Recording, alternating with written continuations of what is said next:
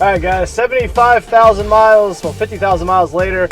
Let's go ahead and do a launch. I've got it in Ludicrous Plus mode. I'm at 42% battery. Go ahead and put your foot on the brake and go. Oh my God, this car just absolutely always shocks me with how fast it is. Unbelievable. And there you go. So this is an incredible vehicle, even though it's got 75,000 miles on it. Hopefully you guys enjoy the video. Gave you my full thoughts, what's gone right, what's gone wrong. Enjoy. How's it going, everyone? Thank you for clicking on the thumbnail. So this video, as you can see, is talking about my Model X P100D. Now, when I bought this car in 2019, it had about 25,000 miles on it. It currently has 75,000 miles. So we have put over 50,000 miles on this car. I'm going to be going through this video today and talking about all the things that has gone right, all the things that has gone wrong. I'm going to talk about my loss of range. I'm going to talk about what I've had to replace with the vehicle, if I've had any service issues, etc. Overall, I love the car. It's been a really great vehicle. It's been our family hauler. It's been my daily driver. It's gone to a number of trips and a number of different experiences, and I still love launching it. I still think it's one of the most fun cars to drive. It is absolutely ludicrously quick. I'm gonna go do a little point of view drive here in a minute and share with you, even after 75,000 miles, this thing still rips to 60 in 2.9 seconds. Absolutely hilarious. But hopefully this video will help you if you're looking to buy a Tesla Model X, or really a Tesla in general. I know a lot of people always ask me as soon as they hear I have one of these, oh, how's it been? You know, have you had any issues? And overall, guys, I really haven't had any major things, but there definitely has been some things to cover. So in this video, we're gonna get into it. Really appreciate you watching. If you do like the content, go ahead and subscribe, leave us a like, and comment below if you've had any experiences with your Model X that are similar, or frankly, your Tesla in general. I really appreciate you watching, and let's get into the next clip. All right, guys, let's start off with what's gone wrong on the car. This is probably something you're going to experience with any Tesla Model X you buy, okay? First of all, you're going to go through a lot of tires, guys. These are DSW 06 Plus tires from Continental. You're going to be changing out tires on your Model X probably, at least with the 22s here, every 10 to 15,000 miles. If you really baby it and you never actually use the power of the car, you could probably extend that to 20,000 miles. But me, I actually drive my cars, and these tires have needed to be changed, like I said, 10 to 15,000 miles. Same on my Model X. While this car looks sleek, it's a very heavy car with all the batteries below. So just be mindful of that. I've also had to change out the upper control arms. So there are control arms that are right here in the vehicle on both sides. They go ahead and connect the McPherson struts and all of that. Those have gone bad. They go bad about every 30,000 miles. The reason is this vehicle has a ton of torque, really moves, and it can stress those control arms. So I've had to replace those, and that's something you're probably gonna have to do as well. I only had to replace them once.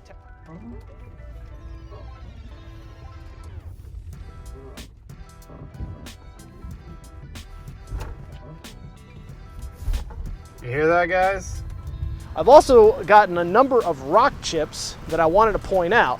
So you can see here, all of these little white marks here are rock chips. So the paint on this particular vehicle is not the best. I've also gotten a little rock here, which is taking out a nice little piece of my splitter there. So that's actually a wrap, it's not carbon fiber. But one thing I want to point out real quick is our sponsor, Automotive Touch-Up. So on Friday, guys, of this week, Automotive Touch-Up has sent me some amazing black paint that is specifically OEM grade matched to my black that Tesla makes. So all of these little marks here are all gonna be fixed. All these little paint chips are gonna be filled in. We're gonna put some new clear coat on it, and then we're going to ceramic coat that. This whole car is getting ready to be paint corrected. There are a number of different things that have happened since I've had the car, you know, things like this, right? Just people running into me, and we're gonna do our best to fix it up. And if you need touch-up paint, go to automotivetouchup.com. They've been a great sponsor of the channel, and they make a great quality product. So that's definitely been something to be mindful of, though, as far as talking about the overall front here. If you don't PPF your Tesla, you know, especially in Nashville and places that have a lot of construction, you're gonna get a lot of rock chips and dings, okay? Now, the other thing that's gone wrong here is there was a little bit of a door trim issue here. the leather in the seat, and this is something I mentioned in my original video, but the leather in the seat here has been bunched up. I took this to Tesla initially and they said that that was not under warranty. Overall, the seats held up pretty darn well though, as you can see, the seats in the back here. Now the other thing that I'll mention here, since I've got the doors opening here, I love the gull wing doors, love them with the children. I'm 6 feet tall, and as you can see here, I've still got a good 6 inches here, which is amazing. I love the captain's chairs. If you don't know, these can be moved forwards and backwards a little bit. So if you do want to put some adults here back in the 3rd row, you can. Although I will tell you, if you have children and you're buying your Model X as a specific car to haul kids around, you know, it's just not that much space, okay? So I've got my seat pretty far back is the way I like it, but when I got my daughter in the car, you know, I've got to go ahead and move up a good 4 or 5 inches, and now I'm a little snug, more snug than I want, and these just do not go any further back. So it's definitely not as large as a minivan. But one of the things I was getting to was this door right here. Love them, they're awesome. It's so easy to put kids in and out of. However, I will tell you a couple of stories. Once, there was a rock about right here, okay? It wasn't even that tall. The rock probably came up maybe 2 feet, and then there was nothing there. And for some reason, the sensors, you know, would not open the door because there was a rock there. And this happens from time to time. They're just temperamental, right? It could be in a garage. It could be like there's some type of object sticking up or something that just it senses, and they just sometimes won't open up fully. You can obviously push them to open up to a certain point. They eventually won't listen to you anymore, but it's just weird. So there's pros and cons with these doors. Living with them now for 3 years, I still like them. I like the novelty factor of it. I like when we pull up to a park, you know, the kids and their friends, they all think it's really cool. But in the end of the day, they're so temperamental that they're probably not the best thing. They are nice when it rains though. You can obviously load your kids up, but I'll be honest with you, if I just had a couple of adults, these doors, people have no clue how to open and close them right here. They have no clue, you know, how to get in and out of the vehicle. So they're more trouble than they're worth, but they are still really, really cool. And I do like that you can operate everything with the key open and close. That does make a handy feature. And while I'm talking about the some of the features of the car here, as you can see, there is a 3rd row back here as well, in addition to some storage back here, including the front storage as well. So there's still plenty of opportunities to get 6 adults in here, but just keep in mind, you know, you're going to be a little snug with your children in your front seats. Now, the other things that I've gone ahead and upgraded, so you can see here the window trim has all been murdered out, right? Give it that nice look. I've also gone ahead and upgraded the new MC, the new computer here. This was a $1,600 upgrade from Tesla. So the original screens never had the ability to do all of the different streaming features like you can see here, and then you have the arcade, and then you have the toy box. So this stuff came with the car initially, but the theater did not. This screen is much, much faster. It's super, super responsive. It's been an awesome upgrade. It also upgrades some of the graphics here up front as well. So that was a worthwhile upgrade for $1,600. Outside of the things that I've mentioned, guys, so the control arms, the window trim, the seat there, which the seat does creak a little bit, there really hasn't been any issues with the car. Like, there hasn't been any electrical issues, there hasn't been any mechanical issues. There was one more issue I should mention, and this is more of a bigger story, okay? So real quick, we had a drunk driver or somebody who was on some pills or something. He wasn't drinking, but he could literally barely stand up. This was not that long ago. This was probably 4 or 5 months ago. He sideswiped my wife in this car. This was her car up until very recently. We switched back, but he hit the front wheel here, and then he scraped the entire left side here, and then he eventually made contact with that back wheel.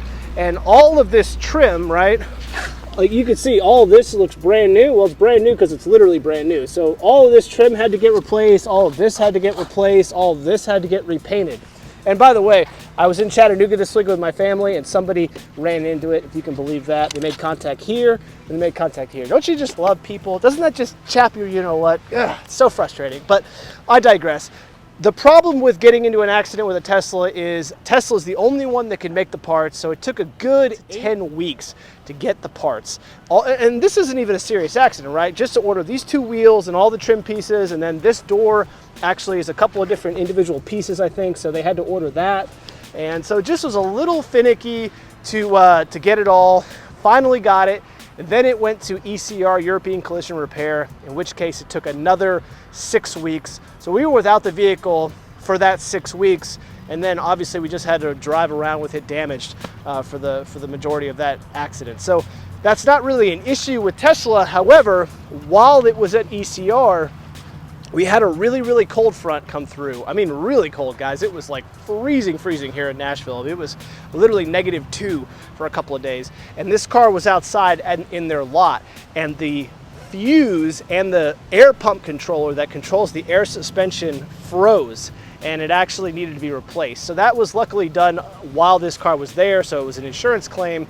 However, that was an $1,800 part. So if you keep your Tesla up north, you might want to keep it indoors, because if you keep your Model X outside or your Model S that have the air suspension, you might run the issue of eventually causing your compressor and your fuse to blow.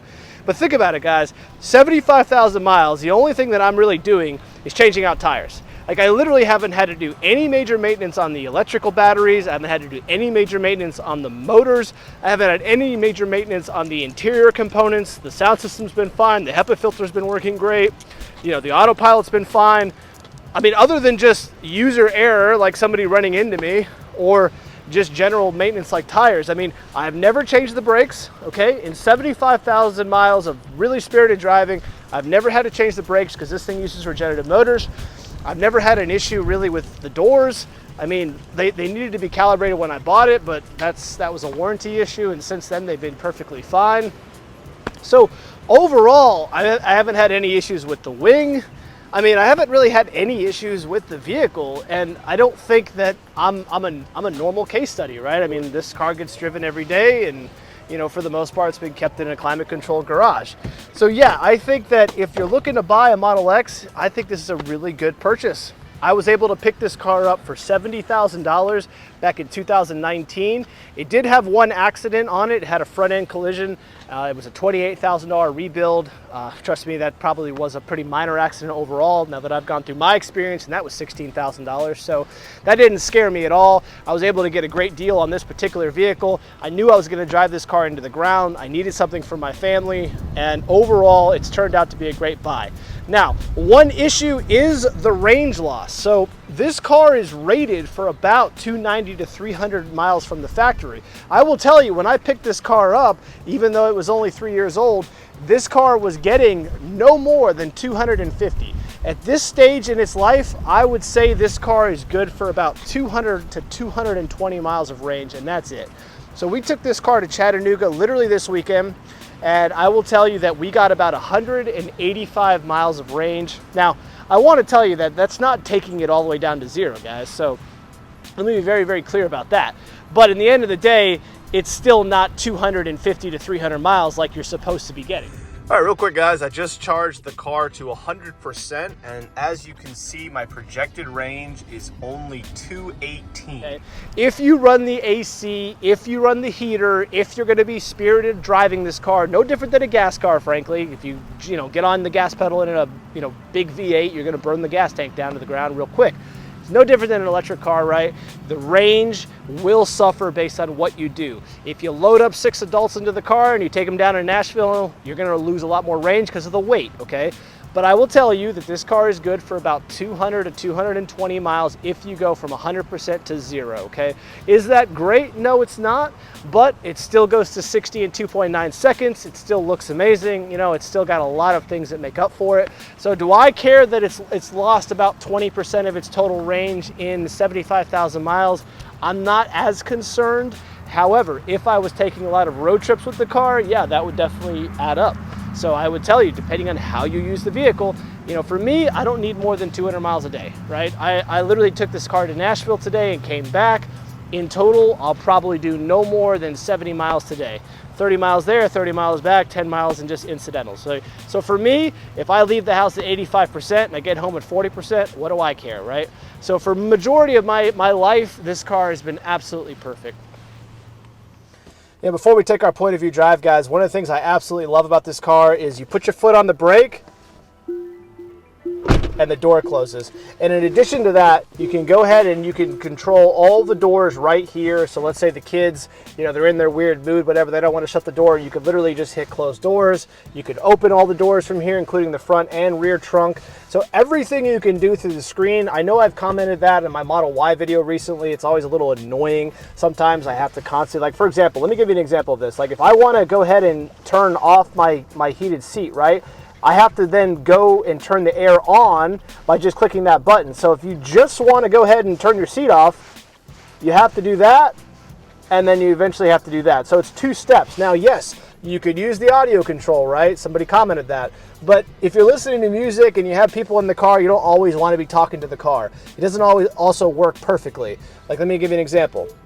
Turn on the heated seat, level 3. Boom. So now all of the seats are on. My passenger, them, and the rear seats, right? Well, I didn't want that. I just wanted my seat. So that's what I mean. It's like, yes, you could get all of the different things specifically dialed in for the voice control, but in the end of the day, sometimes it's just nice to use a button. I wish there was a physical row of buttons here just to do the basic stuff. But overall, yes, I really do like the vehicle. I like the system, especially when I upgraded the MCU for like $1,600. It made it so much faster, so much better, so much more responsive. I mean, this thing is literally as quick as an iPhone at this point as far as the functionality. You know, if you got the rear view camera stuff, you just got all kinds of cool stuff that come with the car. So let's go on a quick drive, because I think you know, you may want to see how this thing drives even after 75,000 miles. All right, guys, if you've never driven one of these, this is the easiest car in the world to drive. If you do not put your foot on the accelerator, especially if you don't have creep mode initiated, the car will not go anywhere. If you take your foot off the accelerator, it'll slow down. So you almost never need to use your brakes.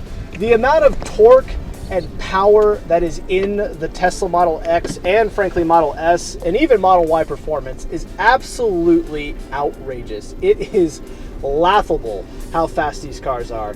I will tell you, they will make you nauseous. They are that fast. I once went full beans with my mother-in-law, who is you know, 75 years old at the time, and she literally threw up. I am not kidding you, and I have not lived that one down. Now, for me, I just thought it'd be fun. Hey, you know, I just got the car, I'll go ahead and launch it, and yeah, she was not appreciative of that. So, you know, just be mindful of that. If you buy this car and you do have people, it's not like a big V8, right, which kind of builds power quickly and it's got all this fun sound. It's just F you fast, right? Like literally, oh my God, I can't believe that anything can move that fast. People are not expecting it from a 6-seating SUV, and it's one of the most fun things that I've gotten used to now that I own this car. You almost take it for granted. Obviously, passing on the highway, passing on side streets, like you have more power than you need. Like nobody needs that. Nobody needs that.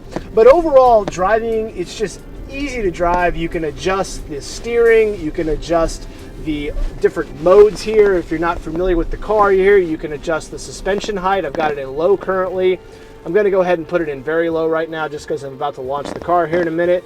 You can adjust the steering. I've got it in sport mode, ludicrous mode. Now ludicrous plus is going to go ahead and give you full bean mode, and I will tell you that requires conditioning of the battery. And that'll take a good, on a day like today being pretty warm out, it's probably going to take a good 20-25 minutes to actually condition the battery. So we're not going to do that. But if you want to get full bean mode, the best thing to do is plug the car in, go ahead and put it in ludicrous plus mode, let it suck off the grid, condition the battery. You should leave at about 70-80%, and then you're good to just do runs all day long. And it is literally the fastest car, guys. I mean, this thing will straight up scoot. You would literally have to have a Porsche GT2 RS to keep up with a Tesla Model X P100D, even from 2016. Let's not even talk about the new Plaid, right, which goes to 60 in 2.5 seconds, which is, at least the Model X does, which is just ridiculous. I mean, the Model S is like under 2 seconds, or it's like 2.2 or something with the rollout. So just ridiculous amounts of performance. Nobody needs it, but it is a lot of fun. So I'm going to go ahead and go down the road a little bit. I'm going to launch this car.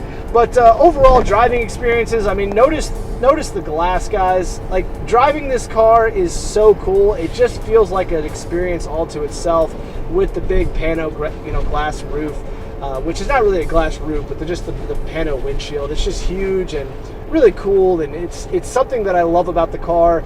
I just love having full visibility. Yes, the sun's in my face right now, and if you do need to go ahead and move that, you can go ahead and put this down, click that here, and then you do have that, and then this actually pulls down.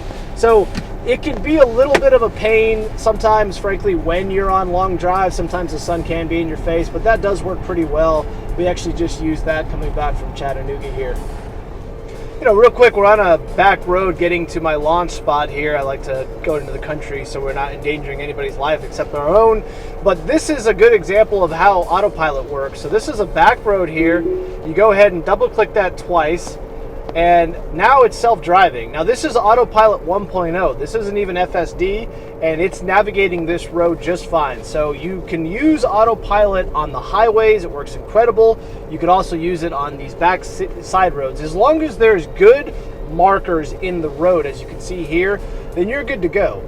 And I gotta say, I use autopilot all the flipping time. Literally, probably 70% of the time I'm driving this car, because I'm mostly on the highway. Where I live in the country, so I'm always on the highway to get anywhere. I use autopilot. I'll put this thing at 75, 79, somewhere in there, and just let the thing drive itself, right? Now, when I'm on a windy road like this, yeah, I might have a little bit of fun, right?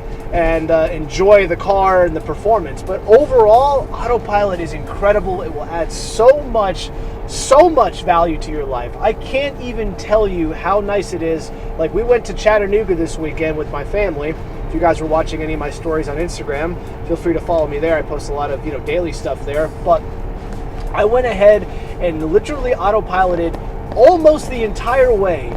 I maybe drove 5 minutes at the very end when I got off the highway to actually find the hotel. Other than that, this car drives itself.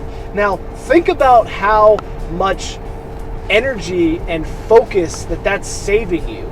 And we didn't have any issues. I'm talking traffic, navigating the mountains, going through Chattanooga, nothing. The autopilot navigated all of it just fine. All you have to do is come up and constantly pay attention. It's going to come up every 30 seconds to a minute and a half saying, hey, are you still paying attention? That's the only thing you got to do with this car, guys. Otherwise, it's got you covered, and I promise you, it is the #1 thing you're going to love about a Tesla, or really any modern vehicle. The Ford has the new Blue Cruise. There's the Cadillac has it. They all have lane keep technology. Even the Kia EV6 I reviewed, it has it. So a lot of the modern cars have them, but it's such a great feature, and I highly encourage you to buy a car that does have some type of good lane keep technology, because on the highway it pays massive dividends. Real quick, guys, I want to thank you for watching. Sincerely appreciate it. This has been a great vehicle. I hope you learned something on this particular one. I'm sure there's people that have had horror stories with their Model X. It just hasn't been my particular case study, okay? I will be honest with you, I've kept this in a climate-controlled garage. I've detailed it once a week. I've generally taken good care of it. Obviously, there's little nicks from things that people have been done, like running into my stuff, but at the end of the day, it's been a really good car. I can't fault Tesla too much. The actual mechanical capabilities of the car, the electric motors, the batteries in general, while they've lost some range, they've been really good. And they're still under warranty for another couple of years as far as the battery and the motor, so I'm pretty happy with it. I honestly don't regret buying the car, and I don't think that I'll be selling the car anytime in the near future. So hope that's helped. If it has, give us a like, subscribe. We make content like this weekly. This is obviously not an enthusiast review, but I thought you might find this interesting. The original video that I did on this particular car has 195,000 views. It's definitely been one of my more popular ones. It was just the first week of ownership with this exact car, and you might be interested to know what it's like 50,000 miles later. So that's it for me. The last shot's a drone flyaway. Really appreciate you watching, and I'll talk to you later.